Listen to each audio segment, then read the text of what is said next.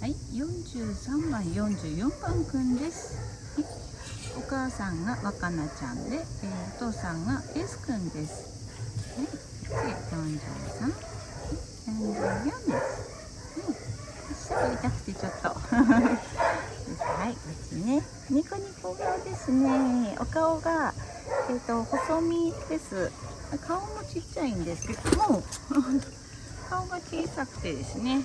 顔が小さくておでこがあんまり張りの少ない優しい感じの顔ですね。男の子らしいというよりも、ね、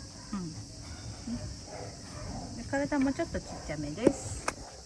はい、はい、こちらで、はい、次は44番くん。44番くんはそうですね、顔のこの幅が結構ありますので、ね、いい顔になりそうですね。いい顔っていうかね、整った顔ですね。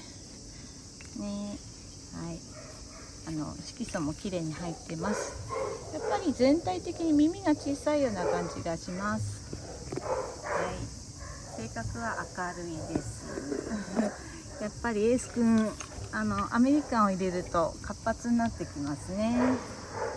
ね、毛の質もどんな風に変わるのかちょっと楽しみだなと思います。はい。ね、可愛いですね、この子もね。はい。おや。ね。はい、元気に育っております。はい、ご見学お待ちしております。はい。それどうしたの？